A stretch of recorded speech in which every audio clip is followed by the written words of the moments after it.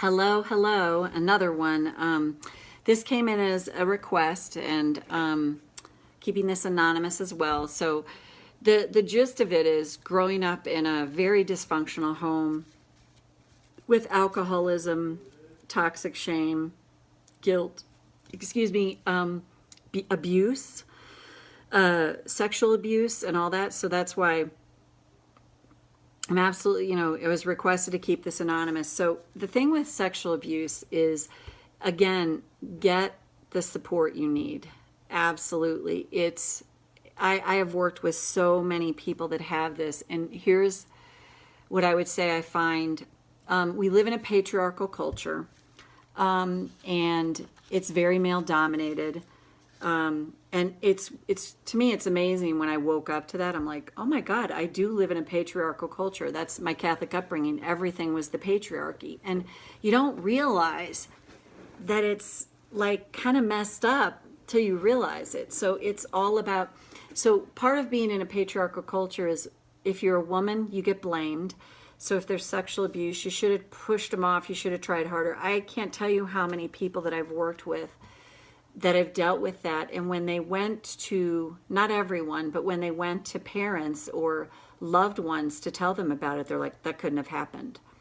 So not only are they dealing with the shame and guilt of everything that happened with them and zero support, like less than zero support, then when they actually become vulnerable and try to get help with it, it's like, you're the problem, or that couldn't have happened. So there it is, the absolute denial of someone's experience. And I love the way this was said to me, it's emotional violence, to deny the very fiber of someone's experience and to dismiss their experience. And I've seen it so many times. And the dismission of that is systemic, because it's like, oh, you shouldn't have worn that dress. You shouldn't have, talked to them that way. And the best post I ever saw was, if men don't want to be accused of sexual harassment, then they shouldn't dress. Maybe they should dress in a different way, or they shouldn't be at a bar alone. They reversed it,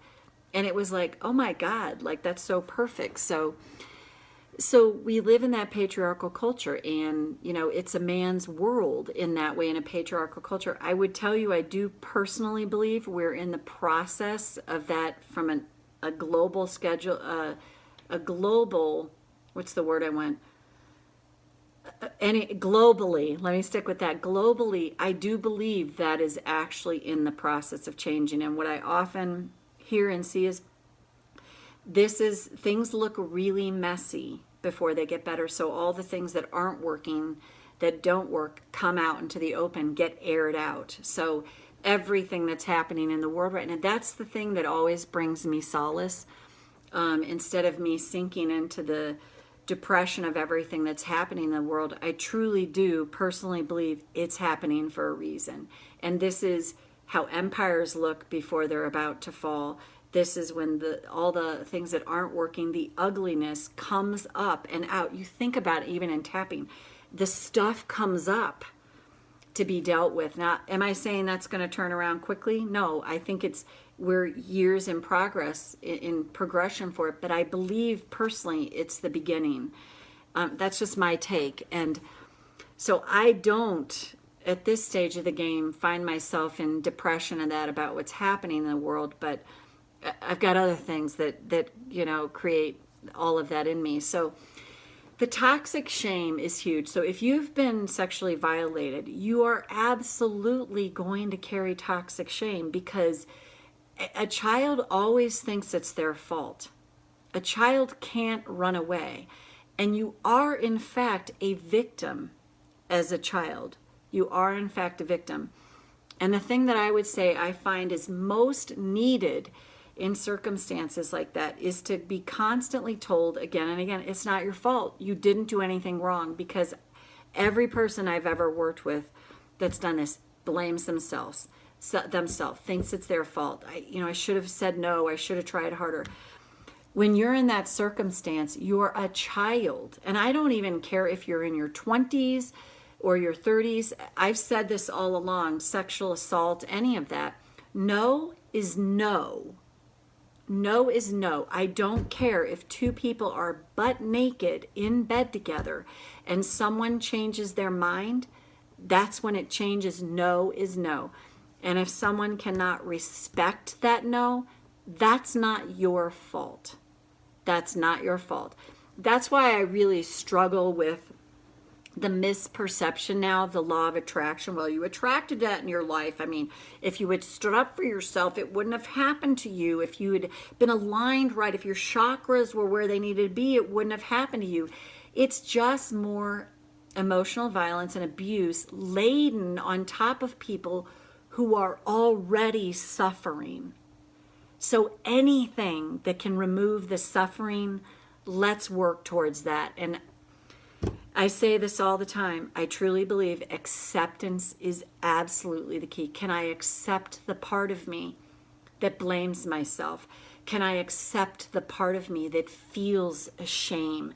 Can I accept the part of me that feels toxic shame?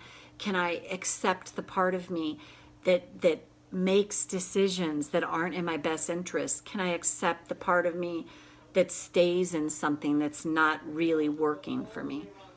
That to me is absolutely like the keys to the city, is to go in. Can I accept every single part of me? Let's say even the parts of me that I absolutely want to reject the most. So let's tap. There's dialogue going outside the window, so it's way over there, but just FYI, if you hear the background noise, that's it. Even though I carry this toxic shame, and I really blame myself for my lot in life, I choose to honor I feel this way now. Even though I totally blame myself for everything that's happened in my life, I make myself wrong for it. I self-blame. I deeply and profoundly accept myself now. Even though by virtue of the fact that I was born a female, I've been raised in a culture that promotes toxic shame for women. I choose to acknowledge this truth right now. Go to the eyebrow. It all feels like it's my fault. And I'm really hard on myself. I was violated in the most intimate way. So not so shocking at all that I carry toxic shame. People that were meant to protect me actually perpetrated me. So I carry this shame. And it's doubled down because I'm a woman. In a culture that blames women over and over again. So what if I can release some of this shame? Maybe just 1%. What if that starts by acknowledging and honoring that I carry toxic shame? What if that's a very younger part of me? A younger version of me that carries this? And what if this is how she's trying to speak to me? But I learned to treat myself the way I was treated.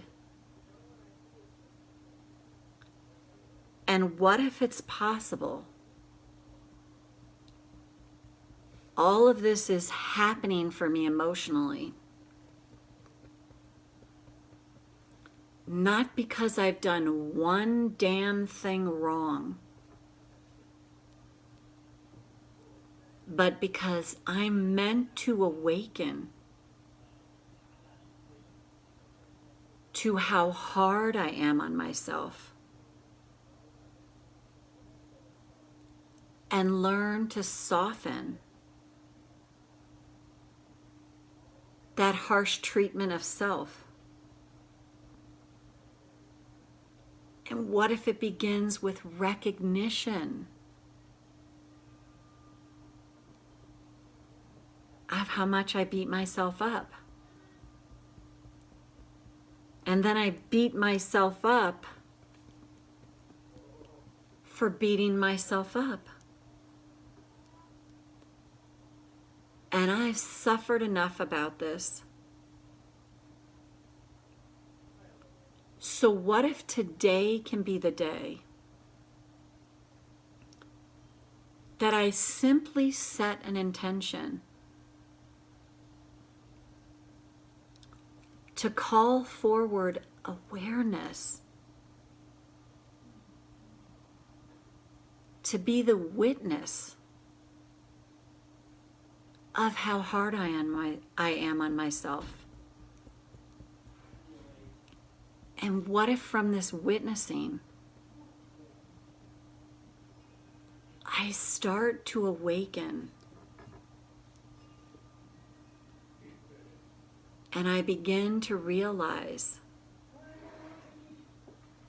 that I want to give to this part of me what they never got. Some acceptance and loving kindness. And it's a practice. And what if I can begin to practice even a little bit now? So take a breath.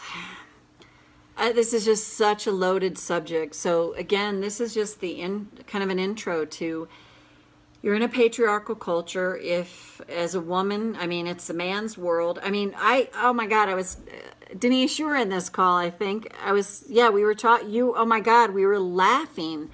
I was saying, and Janice, I so appreciate you sharing what you said, like the way you were raised, and me too. It was like, my dad was like, oh, I was crying because I thought I was going to flunk out of college algebra. Don't worry, you can get married. And I'm like, what? And then my mother's mantra was, make the man think you need him. My mother was valedictorian. She was a super brilliant person in that way, but I see how she dumbed herself down. And my dad was brilliant in his own way. He was an incredible fighter pilot. He just wasn't book smart. But it's the dumbing down of the culture. And I carry that in me. I'm awakening to it constantly. Of like, wow, there it is. Wow, it's a work in progress. It's such a work in progress. And to unhook from all that, to me, it's a journey. It is a journey. Didn't get here overnight. So it's like, it's the journey into awakening. And I truly am a believer now, at least intellectually and a lot of times emotionally, but there's still times I'm like, oh my God, there it is, the judgment of self, that the things that happen to us do happen for us.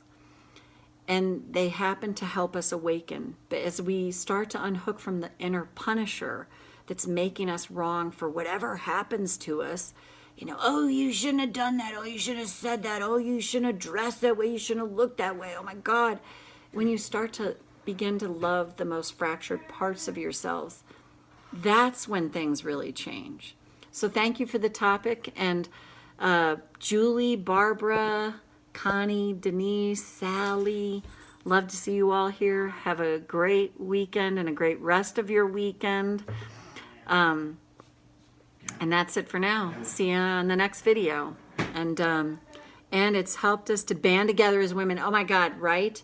To totally do that, like to support and uplift each other. Absolutely. There's been enough divisiveness, and You know, it's like, that's where it's like, find the tribe that supports and loves you exactly as you are. And if you feel sketchy about it, walk away when you can.